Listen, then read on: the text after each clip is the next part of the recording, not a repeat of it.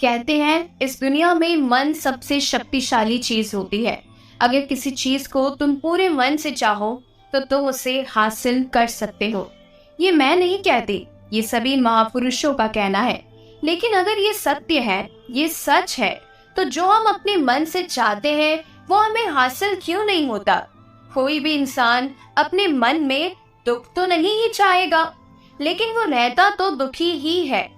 हर इंसान अपने मन से तो कामयाब होना चाहता है, खूब पैसा कमाना चाहता है, लेकिन फिर भी वो कामयाब नहीं होता। भला ऐसा दुनिया में कौन सा इंसान होगा जो ये चाहेगा कि मैं नाकामयाब रहूं या मैं पैसा ना कमाऊं? तो इसमें दो चीजें निकल कर सामने आती है। या तो वो महापुरुष गलत थे जिन्होंने ये बात बोली कि मन से चाही हुई चीज हासिल हो जाती है, या फिर हम गलत हैं।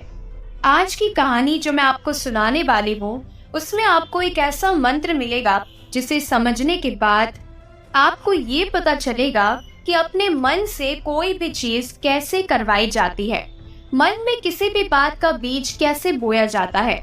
इस कहानी से आपको अच्छी तरह से ये बात समझ आ जाएगी और इससे आप ये भी समझ पाएंगे कि आकर्षण का नियम, लॉ ऑफ अट्रैक्शन, कैसे काम करता है। कहानी छोटी सी है लेकिन बहुत ही गहरी है। इससे पहले कि आप इस कहानी में खो जाए, चैनल को सब्सक्राइब जरूर कर लीजिएगा। तो चलिए कहानी की शुरुआत करते हैं। एक बार की बात है, एक आदमी के जीवन में सिर्फ दुख ही दुख थे। वो जो भी काम करता उस बेचारे का वो काम पूरा ही नहीं होता। घर में आता तो घर में कलेश बना रहता था। किसी से मदद मांगता तो कोई उसकी मदद नहीं करता। ऐसा लगता था कि चारों ओर से दुखों का पहाड़ उसी पर टूट पड़ा है। उसे समझ नहीं आ रहा था कि मैं इन दुखों से पार कैसे पाऊं। वो दिन रात यही सोचता रहता कि अपने दुखों से छुटकारा कैसे पाना है। इसी कारण से वो रात में सो भी नहीं पाता था। उसकी आंखों के नीचे बड़े बड़े काले घेरे बन गए थे, जो इस बात का प्रतीक थे कि वो आदमी कितना ज्यादा दुखी है और कितना चिंतित है। कभी कभी तो उसके मन में आत्महत्या करने के भी ख्याल आते थे, लेकिन अपने परिवार की चिंता करके वो ये कदम नहीं उठा पाता था। वो इतना दुखी हो गया था कि उसने निर्णय किया कि वो इन दुखों से छुटकारा पाकर रहेगा। उसके लिए चाहे उसे कितनी भी मेहनत क्यों ना करनी पड़े, कुछ भी करना पड़े, चाहे अंगारों पर भी क्यों ना चलना पड़े, लेकिन वो इन दुखों से छुटकारा हासिल करके रहेगा। ऐसे ही एक दिन उसने अपने मित्र से पूछा कि मैं अपने जीवन को कैसे सुधारूं। उसके मित्र ने उसे बताया कि तुम किसी बाबा के पास जाओ। बाबाओं के पास ऐसा मंत्र होता है जिससे सारे दुख मिट जाते हैं, जीवन खुशियों से भर जाता है और धन संपदा भी हासिल हो जाती है। तुम किसी ऐसे बाबा को ढूंढ लो, बस तुम्हारा काम बन जाएगा। इस आदमी के मन में ये बात पूरी तरह से पक्की बैठ गई कि कोई बाबा ही मेरा दुख दूर कर सकता है, और इसीलिए उसे किसी भी बाबा के बारे में पता चलता तो वो उस बाबा के पास पहुंच जाता, उस बाबा को अपनी समस्या बताता और उससे उसका समाधान पूछता और कहता कि बाबा, मैं कुछ भी करने के लिए तैयार हूँ, लेकिन मेरी इन समस्याओं से मुझे छुटकारा दिला दीजिए। आप जो कहेंगे मैं वो करूँगा, लेकिन मेरे जीवन को सुधार दीजिए। बाबा उसे कुछ टोने टोटके बता देते थे करने के लिए, और बदले में दान दक्षिणा ले लेते थे कि ये टोना टोटका करने के बाद तुम्हारे घर में सुख शांति बनी रहेगी। बस इस टोटके को पूरी विधि के साथ करना। वो आदमी घर लौटकर पूरी विधि के साथ टोने टोटके करने लगा, लेकिन बहुत सारे टोने टोटके करने के बाद भी उसके जीवन में कुछ बदलाव नहीं आया। इसके विपरीत उसका जीवन और ज्यादा दुखी हो गया। जो भी बाबा उसे टोना टोटका देता था वो बदले में उससे दान दक्षिणा लेता था, जिससे उसका धन भी धीरे धीरे खत्म हो रहा था। इससे उसके जीवन में दुख और ज्यादा बढ़ गए। तब उसे लगा बाबाओं के पास जाने से तो मेरे जीवन में दुख कम होने के बजाय बढ़ते ही जा रहे हैं। तो मुझे क्या करना चाहिए? बाबाओं के पास जाऊं या ना जाऊं? फिर एक दिन एक आदमी ने उसे बताया कि तुम एक पंडित को अपने घर बुलवा कर हवन करवा लो। हवन होगा तो घर शुद्ध हो जाएगा। कोई भी बुरी ऊर्जा होगी घर में तो वो घर से बाहर चली जाएगी। किसी पंडित को बुलवाकर पूरे विधि विधान से मंत्रोच्चारण करवाओ, हवन करवाओ, ताकि तुम्हारे घर में सुख शांति आए। उस आदमी के मन में ये बात बैठ गई और उसने एक पंडित को अपने घर पर बुलाकर हवन करवा लिया। हवन अच्छी तरह से संपन्न हुआ। बदले में पंडित ने भी अच्छी दान दक्षिणा ले ली और इसके बाद वो वहां से विदा हो गया। लेकिन कुछ ही दिनों के बाद उस आदमी को महसूस हुआ कि उसके जीवन में अब भी कोई बदलाव नहीं आया है। अब वो आदमी पूरी तरह से दुखी हो गया और ज्यादा परेशान हो गया। अब तो उसे लगने लगा था कि मेरे जीवन में दुख कभी खत्म ही नहीं होंगे और यही सोच सोच कर उसका बुरा हाल हो गया। फिर एक दिन उसे अपने मित्र से एक ऐसे बाबा के बारे में पता चला जो समाधान बताने के लिए कोई दान दक्षिणा नहीं लेते थे। उस आदमी को लगा कि ये बाबा दूसरे बाबाओं की तरह नहीं है, क्योंकि ये दान दक्षिणा तो लेते ही नहीं, और अगर दान दक्षिणा नहीं लेते तो ये सच में कोई सिद्ध बाबा होंगे। यही सोचकर उस बाबा के पास वो आदमी पहुंच जाता है। जब वो आदमी वहां पर पहुंचता है तो वो बाबा ध्यान में बैठे हुए होते हैं। ये देखकर वो आदमी वहीं पर चुपचाप बैठकर बाबा के ध्यान से बाहर आने का उनका इंतजार करने लगता है। थोड़ी देर बाद बाबा ने अपनी आंखें खोली तो सामने एक दुखी और परेशान युवक को बैठे देखा। वो उसकी आंखों के नीचे काले घेरे देखते ही समझ गए कि ये आदमी अपने जीवन से कितना ज्यादा परेशान है। उसे संबोधित करते हुए बाबा ने पूछा, बच्चा क्या चाहते हो? बाबा के पास क्या लेने आए हो? उस आदमी ने कहा, बाबा मैं अपने जीवन से बहुत परेशान हूँ। मैंने इन दुखों को दूर करने के लिए बहुत सारे रास्ते अपनाए, हर वो तरकीबें करके देखी जो किसी भी बाबा ने मुझे बताई, हर वो काम किया जो किसी भी इंसान ने मुझसे करने को कहा, लेकिन मेरे जीवन में दुखों में कोई कमी नहीं आई। बाबा इसके विपरीत मेरे जीवन में दुखों की बढ़ोतरी हो गई है। मुझे समझ नहीं आ रहा कि मैं क्या करूं। कभी कभी तो मैं आत्महत्या करने के बारे में सोचता हूँ, लेकिन अपने परिवार की सोचकर मैं ये कदम नहीं उठा पाता। मैंने आपके बारे में बहुत सुना है बाबा, और मैं बहुत उम्मीद के साथ आपके पास आया हूँ। कृपया मुझे कोई ऐसा मार्ग बताइए जिससे मुझे अपने दुखों से छुटकारा मिल जाए। मैं अपनी दुखों से छुटकारा पाने के लिए कुछ भी करने को तैयार हूँ। आप मुझे कोई भी रास्ता बताइए, चाहे वो रास्ता कितना भी कठिन क्यों ना हो, मैं उसको पार करके रहूंगा। बाबा ने महसूस किया कि वो आदमी तो सच में बहुत परेशान है, और बाबा ने उसकी बात सुनकर उससे कहा, बच्चा दुखों को दूर करने के लिए मंत्र ऐसे ही नहीं मिलते। मंत्र पाने के लिए कुछ करना पड़ता है। तुम कुछ कर सकते हो? ये सुनकर पहले तो उस आदमी ने सोचा कि ये बाबा भी मुझसे दान दक्षिणा ही मांगेंगे, लेकिन और कोई रास्ता ना पाकर उस आदमी ने कहा, बाबा आपको जितनी भी दान दक्षिणा चाहिए मैं देने के लिए तैयार हूँ, लेकिन आपका मंत्र सच्चा होना चाहिए, वो पूरा होना चाहिए, उसका फल मुझे मिलना चाहिए। उसके बाद मैं आपको जो भी दान दक्षिणा लेना चाहे वो दे दूंगा। बाबा ने कहा, दान दक्षिणा तो बहुत छोटी चीज है बच्चा, मुझे वो नहीं चाहिए। इस पर वो आदमी सोच विचार करके बोला, बाबा मैं अंगारों पर भी चलने को तैयार हूँ, आप मुझे बस आज्ञा दीजिए। बाबा ने कहा, अंगारों पर चलने वाली छोटी चीज मैं तुमसे नहीं करवाने वाला। मैं जो तुमसे करवाने वाला हूँ वो बहुत कठिन मंत्र है, उसे पूरा कर पाओगे? उसने कहा, बाबा आप मुझे बताइए तो सही, मुझे करना क्या होगा? मैं कुछ भी करने को तैयार हूँ। इस पर बाबा ने उससे कहा कि यहाँ से जब तुम अपने घर जाओ तो रास्ते में अपने मन में ये दोहराते जाना कि मैं सुखी हूँ, मैं सुखी हूँ। बार बार अपने मन में यही दोहराना। और याद रहे, ये जुबान पर नहीं आना चाहिए, ये सिर्फ मन में दोहराना है। ये सुनकर वो आदमी बोला, बस इतनी सी बात, ये तो मैं चुटकी बजा के कर लूंगा। लेकिन इससे होगा क्या?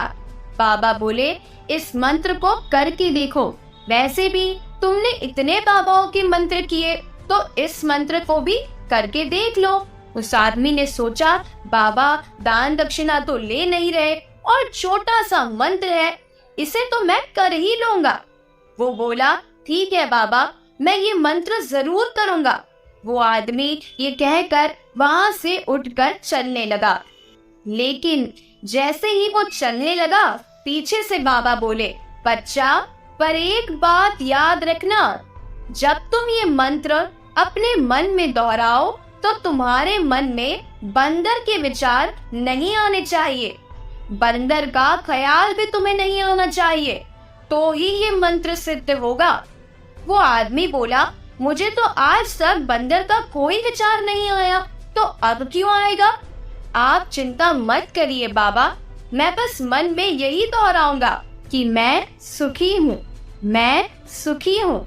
इसके अलावा बंदर का कोई विचार मेरे मन में नहीं आएगा।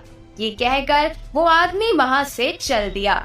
वो अपने मन में मैं सुखी हूँ, मैं सुखी हूँ ये दोहराते हुए थोड़ी ही दूर चला था कि उसके मन में अचानक बंदर का ख्याल आ गया।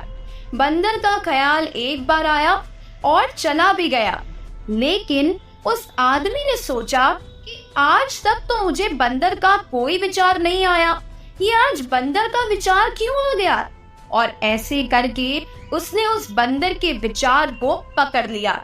वो ये भूल गया कि मुझे क्या मंत्र दोहराना है और वो बंदर के बारे में सोचने लगा। जब थोड़ी देर बाद उसे फिर से होश आया तो वो फिर से अपना वही मंत्र दोहराने लगा जो बाबा ने उसे बताया था, मैं सुखी हूँ, मैं सुखी हूँ। अचानक से उसे सामने एक बंदर दिखाई दिया और ये देखकर उसके मन में फिर से बंदर का विचार उठ गया और वो अपने अंदर से इस विचार को बाहर फेंकना चाहता था। वो चाहता था कि मेरे अंदर किसी भी तरह बंदर का विचार ना आए, लेकिन उसे तो सामने ही बंदर दिखाई दे गया। ऐसे ही जद्दोजहद करते करते वो अपने घर पहुंच गया और घर पहुंचने के बाद अपनी पत्नी से कहा, हे बंदरिया, मुझे खाने में बंदर परोस दो।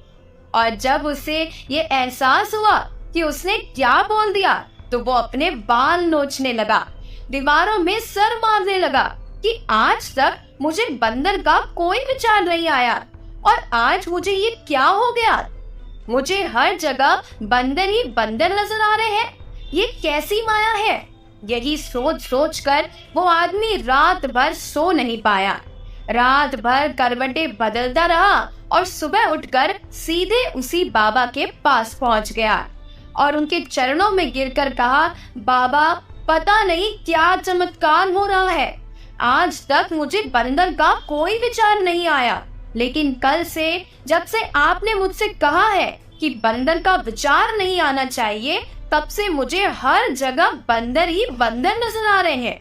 उस आदमी ने कहा, बाबा, मुझे तो आपके पीछे पेड़ पर बैठा हुआ बंदर भी केले खाते हुए दिखाई दे रहा है, ये हो क्या रहा है बाबा? ये सुनकर बाबा हंसने लगे। बच्चा, मन का जाल एक ऐसा जाल है जिसे समझ पाना इतना आसान नहीं है। बंदर तो तुम्हारे रास्ते में पहले भी आते थे। जब तुम मेरे पास आए थे तो इन्हीं पेड़ों पर ये बंदर घूम रहे थे, लेकिन तब तुम्हारे ध्यान में ये बंदर नहीं था, तब तुम्हारे ध्यान में सिर्फ तुम्हारे दुख थे। इसके बाद बाबा ने उसे बताया कि बच्चा, हम जिस भी चीज से दूर भागना चाहते हैं, वही चीज हमारे मन में और गहरे में प्रविष्ट हो जाती है। वो हमारे अंतर मन में समा जाती है। असल में हम जिस चीज से भी छुटकारा पाना चाहते हैं, उससे छुटकारा इसीलिए पाना चाहते हैं कि वो हमारे साथ बहुत गहरे से जुड़ी हुई है, और हम जितना ही उससे छुटकारा पाना चाहते हैं, वो उतनी ही गहरी हमारे मन में बैठती चली जाती है और आखिरकार वो हमारे अंतर मन में छा जाती है। ऊपर से तो हम चाहते हैं कि सुखी हो जाए, मैं हमेशा सुखी हो जाऊं। हमारे वोट भी यही बोलते रहते हैं, लेकिन हमारे मन में दुख होते रहते हैं। हमारे विचारों में, हमारे मन में हमें दुख ही दुख दिखाई पड़ते हैं। इसीलिए अपनी जुबान से बार बार ये बोलने से कि मैं सुखी हूँ, मैं सुखी हूँ, हम कभी सुखी नहीं होंगे जब तक ये मंत्र हमारे अंतर मन में प्रवेश नहीं होगा। इस पर उस आदमी ने पूछा, बाबा, लेकिन ये मंत्र हमारे अंतर मन में प्रविष्ट कैसे होगा? ये सुनकर बाबा ने कहा, बच्चा, अपने दुखों से लड़ना बंद कर दो। जब तक तुम अपने दुखों को दूर करने की सोचते रहोगे, तब तक वो दुख तुमसे चिपके रहेंगे। तब तक वो दुख तुम्हारे अंतर मन पर अपना राज जमाए बैठे रहेंगे, और जिस दिन तुम उन दुखों के बारे में सोचना छोड़ दोगे, उन दुखों से छुटकारा ही नहीं पाना चाहोगे, उसी दिन से तुम्हारी जिंदगी से दुख गायब हो जाएंगे। क्योंकि किसी भी चीज से छुटकारा पाने के लिए हमें उस चीज के बारे में सोचना पड़ता है, और हम जितना ही उस चीज के बारे में सोचते हैं, वो उतनी ही गहरी हमारे मन में प्रविष्ट होती चली जाती है। हम अधिकतर समय दुखों के बारे में ही सोचते हैं। हम यही सोचते हैं कि हमारे जीवन में दुख है और हमें इससे छुटकारा पाना है। इसी वजह से बार बार सोचने से वो दुख हमारे अंतर मन में प्रविष्ट हो जाते हैं और हमें एहसास भी नहीं होता। इसीलिए अगर तुम दुखों से छुटकारा पाना चाहते हो, तो दुखों से छुटकारा पाने के बारे में सोचना छोड़ दो। तुम्हें दुखों से छुटकारा मिल जाएगा। अक्सर आदमी धूम्रपान छोड़ना चाहता है, शराब छोड़ना चाहता है, सुबह अपने आप से ये वादा करता है कि मैं कोई भी गलत काम नहीं करूंगा, लेकिन शाम को जब घर लौटता है तो नशे में चूर होकर लौटता है। ऐसा क्यों होता है? ये जो हम सोच रहे हैं वो पूरा कर ही नहीं पा रहे। असल में हम उस चीज को बहुत ज्यादा तवज्जो दे रहे हैं, उस चीज को बहुत ज्यादा अहमियत दे रहे हैं। जब भी हम उस चीज को छोड़ने के बारे में सोचते हैं, हम उसकी इम्पोर्टेंस यानी कि उसकी विशेषता ज्यादा बढ़ा देते हैं। हमारा मन उन चीजों के बारे में जितना ज्यादा सोचेगा, शराब या धूम्रपान छोड़ने के बारे में जितना ज्यादा सोचेगा, हमारा मन उतना ही उस चीज के पीछे ज्यादा भागेगा। हमें उस चीज से लड़ना नहीं है, बल्कि बिना सोचे बस गुजर जाना है। और अगर इस मंत्र को हम समझ लेते हैं, तो हम अपने जीवन में जो कुछ भी पाना चाहते हैं, उसे अपने अंतर मन में डाल सकते हैं। और एक बार वो लक्ष्य हमारे अंतर मन में बैठ जाता है, तो फिर सफलता पाने में कोई समस्या नहीं आती, कोई दिक्कत नहीं आती। आपको ये कहानी कैसी लगी? कमेंट करके जरूर बताइएगा। ऐसी ही और भी प्रेरक कहानियों को सुनने के लिए चैनल को सब्सक्राइब जरूर कर लीजिएगा। तो मिलते हैं ऐसी और भी कहानियों के साथ। तब तक के लिए अपना ख्याल रखिएगा। वीडियो को पूरा देखने के लिए आपका बहुत बहुत धन्यवाद।